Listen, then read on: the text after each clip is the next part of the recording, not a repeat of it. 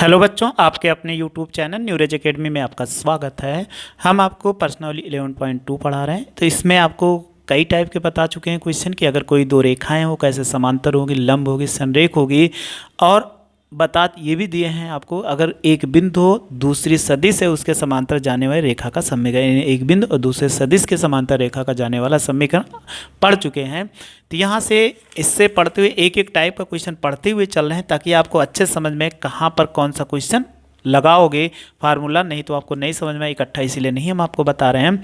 तो इसके पहले हमने 6 तक आपको बता दिया था, 7 नंबर आपको कहा था लगा लीजिए। अगर आप लगा लिए तो बहुत अच्छी बात, नहीं लगा पाए हो तो ज़रूर कह दीजिए कमेंट्स बॉक्स में, नहीं लगा पाए तो हम आपको बता देंगे। चलिए आइए अगला क्वेश्चन 8 नंबर पढ़ते हैं। ये भी थोड़ा सा डिफरेंट है लेकिन बहुत ज़्यादा डिफरेंट नहीं, जैसे ऊपर पढ़े थे वैसे। कह रहा मूल बिंदु 5, -2 से जाने वाली रेखा का सदिश और कार्तीय समीकरण ज्ञात कीजिए। सेम दोनों क्वेश्चन एक है, जैसे ये सॉल्व होगा वैसे ये सॉल्व होगा, लेकिन उसके पहले हमें पढ़ने से पहले इसकी थोड़ी सी बेसिक जानकारियाँ पढ़ना होगा। तो आइए उसकी बेसिक जानकारियाँ पढ़ लेते हैं कि कैसे। तो लिखा गया दो दिए गए बिंदुओं से जाने वाले रेखा का समीकरण। आपको दो बिंदु दे दिया जाए, उसका दिया हो तो रेखा के समीकरण। तो हमने मान लिया एक रेखा के पर स्थित दो बिंदु x1 y1 z1 और b x2 y2 z2 के स्थित सदिश क्रमशः a और b है। तो अब अगर स्थित सदिश तो a वेक्टर बराबर लिख सकते हो। पहले को लिखोगे x1 i कैप और फिर वो जाएगा y1 j कैप फिर z1 k कैप, ये स्थित सदिश है। और दूसरे को b वेक्टर, ये इसका काम करेगा x2 i cap y2 j cap j cap हो जाएगा और प्लस z2 k कैप ये हो जाएगा। ठीक, अगर आपको ऐसे मिल गया तो दोनों की स्थिति हमने लिख दिया। तो दो बिंदु आपको मालूम है, अभी हमने बताया था। तो सबसे पहले अगर आप सदिश समीकरण ज्ञात करना हो, रेखा का सदिश समीकरण, अगर हमें सदिश समीकरण ज्ञात करना है तो बहुत ही आसान है। सबसे पहले इनको वेक्टर के फॉर्म में चेंज कर लो, तो वेक्टर के फॉर्म में चेंज कर लिए तो फार्मूला क्या होता है, आर वेक्टर बराबर a vector plus lambda b vector minus a vector. ये सदिश का फार्मूला होता है। अगर आपको सदिश मिल गया इस स्थिति में तो सदिश के लिए डायरेक्ट आप ये फार्मूला लगाइए, आसानी से आंसर दे देगा।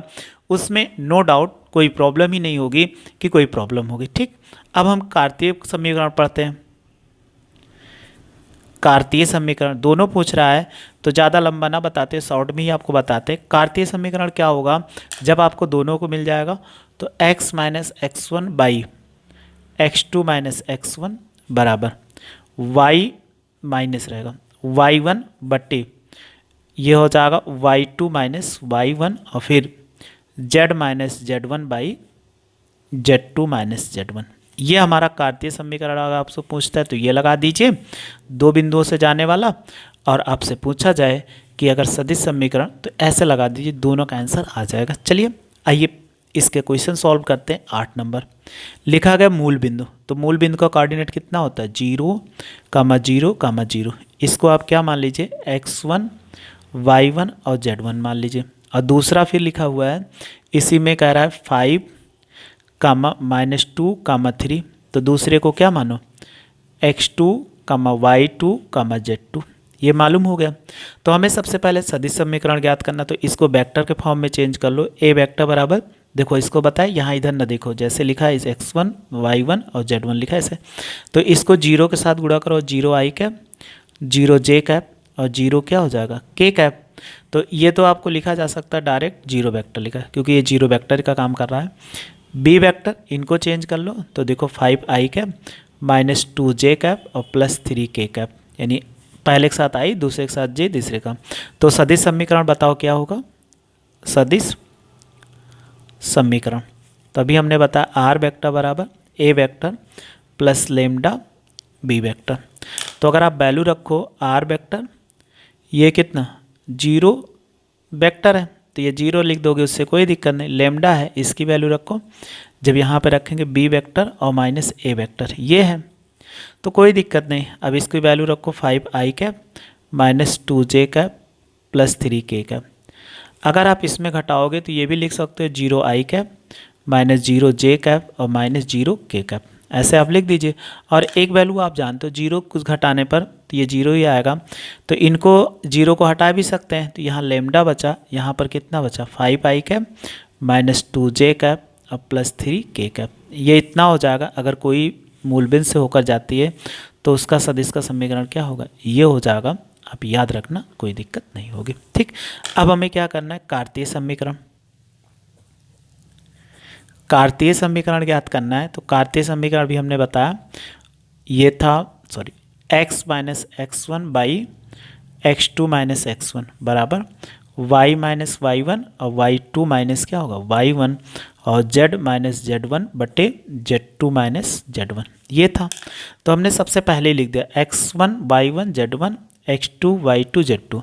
तो जैसे वैल्यू है वैसे क्या कर रखते हुए चले जाइए, x माइनस जीरो और 5 माइनस क्या हो जाएगा, जीरो हो जाएगा। फिर y लिखा है, y1 की वैल्यू जीरो है, y2 की वैल्यू कितना माइनस टू माइनस जीरो, फिर बराबर z और ये भी जीरो है, तो यहाँ वैल्यू रखेंगे तो इसकी वैल्यू कितना है 3, 3 माइनस जीरो। अगर आप घटाओगे तो ये क्या x बाई 5 आ जाएगा और ये y बाई माइनस टू आ जाएगा और ये z बाई 3 आ जाएगा। ये इसका क्या होगा, आंसर हो जाएगा। जब आपको तीनों बराबर ऐसे मिलते हैं तो दोनों समीकरण पूछ रहा था, एक कार्तीय और दूसरा क्या पूछ रहा, सदिश समीकरण।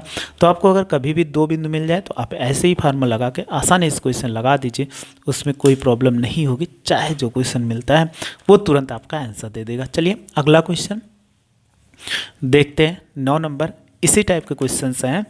तो आप देखो क्या लिखा है 9 नंबर, बिंदु 3 comma minus two comma minus four और 3 कामा माइनस टू कामा 6 से गुजरने वाली रेखा का सदिश और कार्तीय समीकरण ज्ञात करो। तो जैसे भी हमने इसको सॉल्व किया वैसे ही आपको क्या करना है, ये भी 7 और 8 दोनों सॉल्व करने हैं। तो चलिए इनको हम क्या करते हैं, सॉल्व कर लेते हैं। कितना नंबर, 9 नंबर क्वेश्चन। तो हमारे पास बिंदु लिखा गया, बिंदु कितना है 3 comma minus two comma minus 5। तो इसके आगे हम क्या लिख देंगे, ये x1 लिख दिए और फिर y1 हो गया और फिर z1 हो गया। और दूसरा देखो क्या लिखा हुआ है, फिर ऐसे 3 कामा माइनस टू कामा 6 ये लिखा गया। अब इस स्थिति में जब लिखा गया तो आप इनको भी मान लीजिए x2 कामा y2 कामा z2, ये निकल के आ गया। अब इन दोनों स्थितियों में जब निकल के आ गया तो हमें सदिश का समीकरण, तो सबसे पहले हम क्या निकालते हैं, सदिश समीकरण। सदिश समीकरण बनाने के लिए सबसे पहले आपको a की वैल्यू बनाना पड़ता है। तो a वेक्टर बराबर पहले के साथ i cap 3i cap minus 2j cap और माइनस 5k कैप, ये निकल गया। और दूसरे के साथ b का, तो b वेक्टर निकालो तो b वेक्टर बराबर कितना हो जाएगा, पहले के साथ i cap minus 2j cap और प्लस 6k कैप, ये दोनों निकल आया। अब आपका समीकरण अच्छे से याद भी होगा। तो ये क्या होता है, आर वेक्टर बराबर a vector plus lambda b vector और माइनस ए वेक्टर, ये फार्मूला है। अब इसी फार्मूले पर आप रख दीजिए, आर वेक्टर बराबर ए वेक्टर की वैल्यू कितना 3i cap minus 2j cap और माइनस 5k कैप, फिर प्लस लेमडा लिखिए और देखिए b की वैल्यू कितना है 3i cap minus 2j cap और प्लस 6k कैप, फिर माइनस लगाइए, a की वैल्यू लिखो ये वाली, तो ये हो जाएगा 3i cap minus 2j cap और माइनस 5k कैप। इतना आपको आ गया होगा समझ में। अब आप ऐसे लिखा रहने दीजिए, तो इसको ऐसे 3i cap minus 2j cap और माइनस 5k कैप अब प्लस लेमडा। अब आप देखो इसका ब्रैकेट खोलो, 3i cap minus 2j cap plus 6k cap, bracket खोलेंगे तो ये कितना हो जाए minus 3i cap minus minus plus 2j cap और प्लस 5k कैप। तो अब i के साथ i जोड़ दो, z के साथ z जोड़ दो, k के साथ, तो ये हो जाएगा 3i cap minus 2j cap और माइनस 5k कैप। अब आगे सॉल्व करो लेमडा, ये 3i कैप घटा देंगे तो कितना हो जाए 0, 3 में से 3 2, ये प्लस 2 है तो ये घटाओगे तो कितना हो जाए प्लस 0 j कैप, फिर 6 5 कितना हो जाएगा 11 k कैप हो गया। तो 0 को तो हम हटा सकते हैं, तो ऐसे लिख सकते हैं आर वेक्टर बराबर 3i cap minus 2j cap और फिर हो जाएगा इस स्थिति में माइनस 5k कैप, ये दोनों हो गया। अब आगे आपको सॉल्व करना है, तो जैसे इसमें लिखा 0 के साथ हटा सकते हो तो लेमडा 0, ये 0 हट जाएगा तो 11k कैप, ये इसका क्या होगा आंसर हो जाएगा सदिश समीकरण का जो हमें देना था। तो कोई भी सदिश आपसे पूछता है तो जैसे हमने बताया वैसे रखें, आसानी से आंसर आ जाएगा। सदिश समीकरण आ गए। अब हमें निकालना है कार्तीय समीकरण। तो कार्तीय समीकरण क्या होता है, आपको हमने सूत्र अच्छे से बताया है। क्या होता है कि x minus x one by x two minus x one, फिर y minus y one by y two minus y one, और फिर हो जाएगा z minus z one by z two minus z one. ठीक, ये आपका फार्मूला है। लेकिन हमने ये वैल्यू निकाला x one y one z one, x two y two z two, तो ये वैल्यू लिखा गया। तो जैसे वैल्यू वैसे रखते हुए चले जाइए, जस्ट आपका आंसर आ जाएगा। चलो वैल्यू रखते हैं। एक्स माइनस एक्स वन की वैल्यू कितनी है, 3 है। फिर वाई एक्स टू की वैल्यू 3 और -3 हो जाएगा। फिर बराबर y माइनस, तो ये माइनस माइनस क्या कर देगा, देखो यहाँ माइनस है तो माइनस माइनस क्या हो जाएगा, प्लस हो जाएगा 2, और फिर लिखा -2 माइनस माइनस +2 हो जाएगा। फिर बराबर ये हो जाएगा z, और यहाँ पर माइनस है तो वो माइनस क्या कर देगा, +5, और फिर लिख सकते हैं 6, और प्लस कितना हो जाएगा, माइनस माइनस प्लस, क्योंकि ये वैल्यू है तो वैल्यू रख दिया। तो आप घटा दीजिए x माइनस 3/0, और ये हो जाएगा बराबर y प्लस 2/0 हो जाएगा। भाग नहीं करना, नहीं तो इसमें भाग कर दोगे गलत हो जाएगा। और इसको निकालेंगे z प्लस 5 और 6 5 कितना, 11, ये इसका आंसर हो जाएगा। ये इसके क्या है, 0 0 और 11 जो है उद्दीक अनुपात है। आपको ये सोच में आ रहा है कि भाग करने पे इनफाइनाइट हो, गलत हो जाएगा, वो स्थिति नहीं, केवल ये क्या कहते हैं, रेखा समीकरण है, तो ये इनके दिक अनुपात है, यानी 0 0 और 11। तो ऐसे आपको कोई भी क्वेश्चन मिलता है तो आप सॉल्व कर लीजिए। तो इसमें हमने 2 क्वेश्चन आपको बताया, 8 और 9। अगर आपको 2 बिंदु मालूम हो तो उसको कैसे ज्ञात करते हैं ये आपको समझ में आ चुका होगा।